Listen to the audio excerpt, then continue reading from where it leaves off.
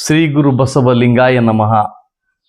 ಸ್ವಾತಂತ್ರ್ಯ ಸಿಕ್ಕು ಇಷ್ಟು ವರ್ಷ ಆಗಿದ್ರು ಕೂಡ ಮನುಷ್ಯ ಜೀವನ ತನ್ನ ನೆಮ್ಮದಿಗಾಗಿ ಒಂದು ಸ್ವಸ್ಥ ಸಮಾಜವನ್ನು ಕಟ್ಟಲಿಕ್ಕೆ ಪ್ರಯತ್ನ ಪಟ್ಟಿದ್ರು ಕೂಡ, ಬೇಕಾದಷ್ಟು ದೊಡ್ಡ ದೊಡ್ಡ ಹುದ್ದೆಗಳಲ್ಲಿ ಹೋಗಿದ್ರು ಕೂಡ, ರಾಜ್ಯವನ್ನು, ರಾಷ್ಟ್ರವನ್ನು, ಜಗತ್ತನ್ನು ಆಳುವಂಥ ಎಲ್ಲ ಶಕ್ತಿಯನ್ನು ಪಡೆದರೂ ಕೂಡ ಆ ಮನುಷ್ಯ ಮಾನಸಿಕವಾಗಿ ಅಧೈರ್ಯವಂತನಾಗಿದ್ದಾನೆ.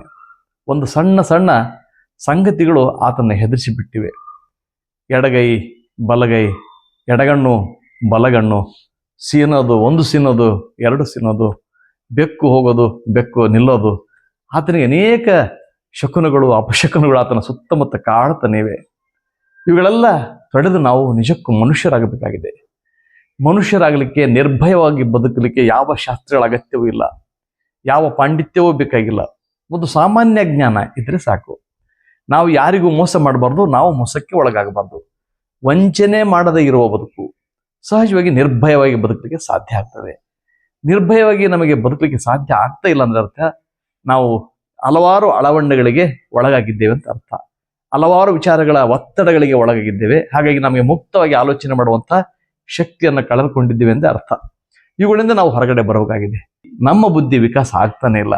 ಈ ಬಗ್ಗೆ ನನಗೆ ನಿಜಕ್ಕೂ ಮರುಕವಾಗ್ತದೆ. ನಾನೊಂದು ದೇವಸ್ಥಾನಕ್ಕೆ ಹೋಗಿದ್ದೆ. ನನ್ನ ಸಂಬಂಧದಲ್ಲಿ ಒಂದು ಕಾರ್ಯಕ್ರಮ ಇತ್ತು. ತಲೆಯ ಮೇಲೆ ಒಂದು ಪಣತಿಯನ್ನು ಹೊತ್ತುಕೊಂಡು ತನಾರ್ತಿಯನ್ನು ಮಾಡಬೇಕು, ದೇವರ ಸುತ್ತ ಪ್ರದಕ್ಷಿಣೆ ಮಾಡಬೇಕು. ಅದು ಗುಗ್ಗಳ ಅಂತಂತಾರೆ. ಅದರ ಒಂದು ಹಿಟ್ಟು ಇತ್ತು. ಹಿಟ್ಟಿನ ನಡುವೆ ಒಂದು ಗೋಲಾಕಾರ ಮಾಡಿರ್ತಾರೆ, ಅಲ್ಲಿ ಎಣ್ಣೆ ಹಾಕಿರ್ತಾರೆ, ಬತ್ತಿ ಹಾಕಿರ್ತಾರೆ, ದೀಪ ಮುಡಿಸ್ತಾರೆ. ಅದನ್ನ ಹೊತ್ಕೊಂಡು ಮೇಲೆ ಹಿಂಗೆಲ್ಲ ಸುತ್ತಾಡಬೇಕು. ಅದು ಏನೋ ಬೇಡ್ಕೊಂಡಿರ್ತಾರಂತೆ. ಏನು ಬೇಡ್ಕೊಂತಾರೋ ಏನಾಗ್ತೋ ಅವತ್ತು ಬೇರೆ. ಹೋಗುವಾಗ ಸಹಜವಾಗಿ ಈ ಗಾಳಿ ಬೀಸ್ತಾ ಇತ್ತು. ಮೇಲ್ಗಡೆ ಇತ್ತು, ಸ್ವಲ್ಪ ಗುಡ್ಡದ ಮೇಲೆ ಗಾಳಿ ಬೀಸ್ತಾ ಇತ್ತು. ಅವರು ಛತ್ರಿ ಹಿಡಿತಿದ್ರು ಗಾಳಿ ತಾಗಬಾರ್ದಂತ. ಛತ್ರಿ ಇಡೋರು ಸೋತ್ ಹೋದ್ರು, ಗಾಳಿ ನಿಲ್ಲಿಲ್ಲ. ಕೊನೆಗೆ ಆ ಪೂಜಾರಿ ಹೇಳಿದ, ಬಸವ ಅಂತ ಹೇಳಿಬಿಟ್ರೆ ಸಾಕು ನಡೀತಿತ್ತಂದ. ನಾ ಪೂಜಾರಿಗೆ ಹೇಳಿದೆ, ಆ ಸ್ವಾಮೀಜಿಗೆ ಹೇಳಿದೆ, ಅಲ್ರಿ ಈ ಮಾತು ಬಸವ ಅಂತ ಅನ್ನೋದು ಮೊದಲೇ ಹಿಡಿಬಿಟ್ರೆ ಈ ಕೆಲಸ ಕೂಡ ಮಾಡೋ ಅವಶ್ಯಕತೆ ಇರಲಿಲ್ಲ ಅಂತ ಹೇಳಿದೆ. ಬಸವಣ್ಣವರು ನಮಗೆ ಕಲಿಸಿದ್ದು ಅದನ್ನೇ. ನಿರ್ಭಯವಾಗಿ ಬದುಕುವುದನ್ನು ಕಲಿಸಿದ್ರು ನಮಗೆ, ವಿಚಾರ ಮಾಡುವುದನ್ನು ಕಲಿಸಿದ್ರು ನಮಗೆ, ಚಿಂತನೆ ಮಾಡುವುದನ್ನು ಕಲಿಸಿದ್ರು ನಮಗೆ. ಗಳಿಗೆ, ತಿಥಿ, ವಾರ, ಮಿತಿಗಳನ್ನೆಲ್ಲ ಹೂತು ಹೋಗಿದ್ದೇವೆ. ನಮ್ಮ ಮನೆಯ ಸಣ್ಣ ಕಾರ್ಯಕ್ರಮ ಇರ್ತದೆ, ಜಾವಳದ ಕಾರ್ಯಕ್ರಮ.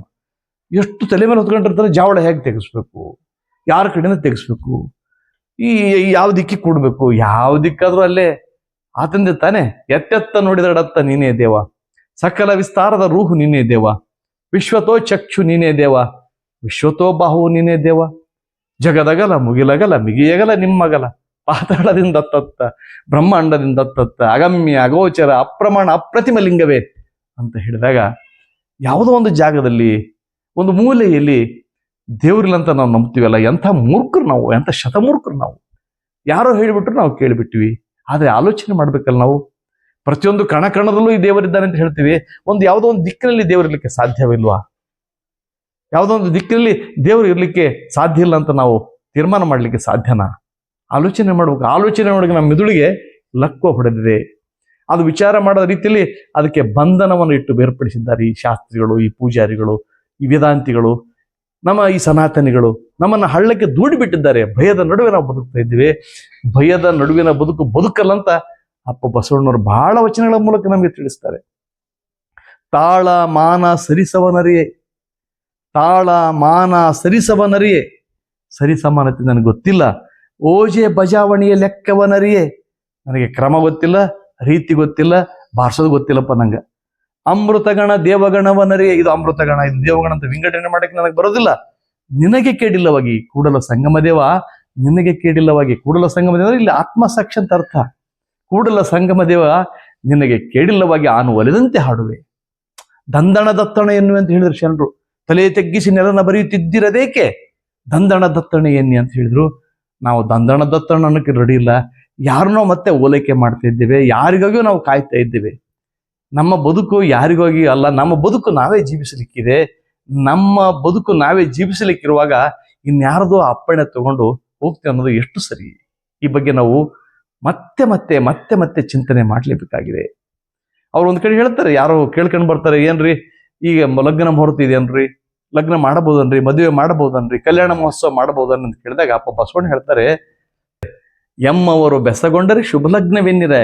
ಎಮ್ಮವರು ಬೆಸಗೊಂಡರೆ ಶುಭ ಲಗ್ನವೆನ್ನಿರಯ್ಯ.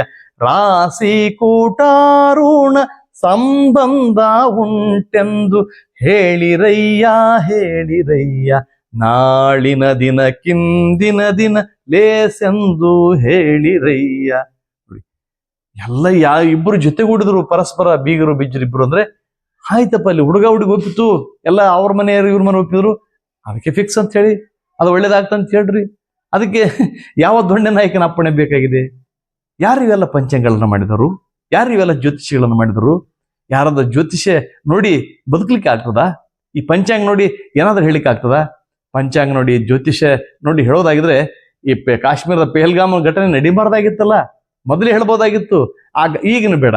ಆ ಉಗ್ರಗಾಮಿಗಳು ಎಲ್ಲಿ ಇದ್ದಾರೆ ಅಂತ ಈ ಜ್ಯೋತಿಷಿಗಳು, ಈ ಶಾಸ್ತ್ರಜ್ಞರು, ಈ ವೇದಾಂತಿಗಳು ಹೇಳಿಬಿಡ್ಲಿ ಸಾಕಲ್ರಿ. ಯಾವ ಸುಮ್ಮನೆ ಸೈನ್ಯ ಯುದ್ಧ ಇತ್ಯಾದಿ ಎಲ್ಲಿ ಒದ್ದಾಡದ್ರಿ? ಎಲ್ಲ ಶಾಸ್ತ್ರ ಹೇಳೋರು, ವೇದಾಂತಗಳನ್ನು ಹೇಳ್ತಕ್ಕಂಥವ್ರು, ಸನಾತನವಾದಿಗಳನ್ನ ಎಲ್ಲ ಗುಡ್ಡದ ಮೇಲೆ ಕುಡಿಸ್ಬಿಡೋಣ ಒಂದೊಂದು ನಮ್ಮ ಬಾರ್ಡ್ರಲ್ಲಿ. ಅವರು ಅಟ್ಯಾಕ್ ಅಂದ ತಕ್ಷಣ, ಮಂತ್ರಗಳು ಹೇಳಿದ ತಕ್ಷಣ ಪಟ ಪಟ ಪಟ ಪಟ ಅಲ್ಲಿ ಸತ್ತುಬಿಡ್ಲಿ ಎಲ್ಲ ರೋಗ್ಯ, ಎಲ್ಲ ಸೈನಿಕರು. ಅವರು ಸಾಧ್ಯನದು? ಸುಳ್ಳೇ. ಇವರು ಒಂದು ರೀತಿ ಅವರು ಬಂಧುಗಳನ್ನ ಹಿಡ್ಕೊಂಡು ಆಟ ಆಡ್ತಾರೆ, ಇವರು ಶಾಸ್ತ್ರಗಳನ್ನ ಇಟ್ಕೊಂಡು ಇವರು ನಮಗೆ ಆಟ ಆಡ್ತಾರೆ. ಇವರಿಬ್ಬರು ತುಂಬಾ ಅಪಾಯಕಾರಿ ಜನಗಳು. ಇವರಿಂದ ನಾವು ಬಚಾವಬೇಕಾಗಿದೆ. ಮನುಷ್ಯ ಧರ್ಮವನ್ನ ಜನರಲ್ಲಿ ನಾವು ಮತ್ತೆ ಮತ್ತೆ ಮತ್ತೆ ಮತ್ತೆ ಹೇಳಲೇಬೇಕಾಗಿದೆ. ಅದಕ್ಕೆ ಬಸವಣ್ಣವ್ರನ್ನ ಒಂದು ವರದ ಸೋಮನಾಥ್ ಅಂತ ಕವಿ ಎಷ್ಟು ಚೆನ್ನಾಗಿ ಹೇಳ್ತಾನೆ ಗೊತ್ತಾ? ಬಸವ ಜಗದಾದಿ ಬೀಜ, ಬಸವ ಜಗದಾದಿ ಬೀಜ, ಬಸವ ಅನತ ಸುರಭೋಜ, ಬಸವ ಆನತ ಸುರಭೋಜ, ಬಸವ ಬಸವ ಎಂಬ ನಾಮ ಸಾಲದೆ. ಬಸವಂದ್ರೆ ಪ್ರಜ್ಞೆ, ಬಸವಂದ್ರೆ ಅರಿವು, ಬಸವಂದ್ರೆ ಜಾಗೃತಿ, ಬಸವಂದ್ರೆ ಬಂಡಾಯ, ಬಸವಂದ್ರೆ ಚಳವಳಿ, ಬಸವಂದ್ರೆ ಪ್ರೀತಿ, ಬಸವಂದ್ರೆ ಅಪ್ಪಿಕೊಳ್ಳುವುದು, ಬಸವಂದ್ರೆ ಇವನಾರವ ಅನ್ನದಿರತಕ್ಕಂಥದ್ದು, ಬಸವಂದ್ರೆ ದೃಢತೆ, ಬಸವಂದ್ರೆ ಸದಾ ಹರಿಯುವಂತ ನೀರು, ಬಸವಂದ್ರೆ ಹಕ್ಕಿಗಳ ಕಲರವ, ಬಸವಂದ್ರೆ ಸಂಭ್ರಮ, ಬಸವಂದ್ರೆ ಸಂತೋಷ. ಇಲ್ಲಿ ವಿಘ್ನ ಪಡುವಂಥ, ಆತಂಕ ಪಡುವಂಥ ಯಾವ ಸ್ಥಿತಿಯೂ ಬಸವಣ್ಣನ ನೆನೆತಕ್ಕಂಥ ಬರೀ ಬಾಯಿಂದ ನೆನೆಯೋದಲ್ಲ.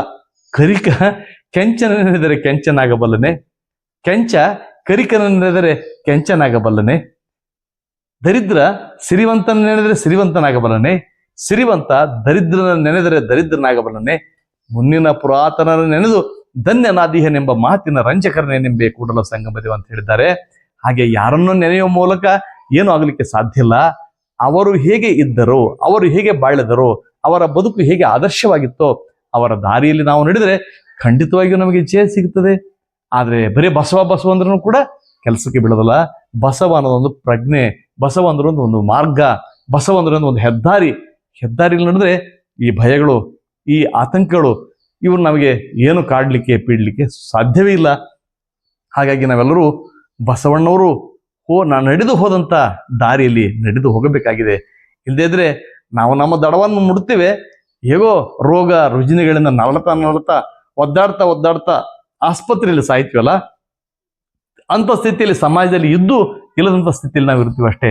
ನಡೆವ ಹೆಣ, ನುಡಿವ ಹೆಣ, ಮಲಗಿದ ಹೆಣ, ಕೊನೆಗೆ ಸತ್ತ ಹೆಣ ಅಂತ ರೀತಿಯಲ್ಲಿ ನಾವು ಇರ್ತೇವೆ. ಸಾಯುವುದಕ್ಕೆ ಮುನ್ನ ಸತ್ತಿರುವಿರಲ್ಲ ಅಂತ ಅಲ್ಲಮ ಪ್ರಭು ಹೇಳ್ತಾರೆ. ಸಾಯುವುದಕ್ಕಿಂತ ಮುಂಚೆ ನಾವು ಸತ್ತು ಬಿಟ್ಟಿರ್ತೀವಿ. ಹಾಗಾಗಿ ಶಿವನಲ್ಲಿ ಬಂದ ಪ್ರಸಾದ ಕೈಯಾದಲ್ಲ, ಕೆಡಿಸಲಾಗೋದಿಲ್ಲ. ಇದನ್ನು ಸರಿಯಾಗಿ ಸಭೆಯೇ ಬಳಸಬೇಕಂತ ಅಪ್ಪ ಬಸವಣ್ಣವರು ಹೇಳಿದ್ದಾರೆ. ಹಾಗಾಗಿಯೇ ನಮ್ಮ ತಲೆಯಲ್ಲಿರ್ತಕ್ಕಂಥ ಬುದ್ಧಿ ಶಕ್ತಿಯನ್ನ ಬಳಸಿಕೊಳ್ಳಬೇಕು. ಆತನೇ ಕೊಟ್ಟ ಶಕ್ತಿಯನ್ನ ಬಳಕೆ ಮಾಡದೆ ಹಾಗೆ ಮೂಲೆಯಲ್ಲಿ ಕೂತ್ಕೊಂಡ್ಬಿಟ್ರೆ ನಮ್ಮಂತ ದರಿದ್ರರು ಬಹುಶಃ ಎಲ್ಲೂ ಸಿಗಲಿಕ್ಕೆ ಸಾಧ್ಯ ಇಲ್ಲ ಅಂತ ಹೇಳ್ತಾ, ಇದುವರೆಗೆ ನನ್ನೊಂದಿಗೆ ಬಂದ ನಿಮ್ಮೆಲ್ಲರಿಗೂ ಗೌರವದ ಪ್ರೀತಿಯ ಶರಣಾರ್ಥಿಗಳು. ನಿಮ್ಮ ವಿಶ್ವಾರಾಧ್ಯ ಸತ್ಯನ್ಪೇಟೆ.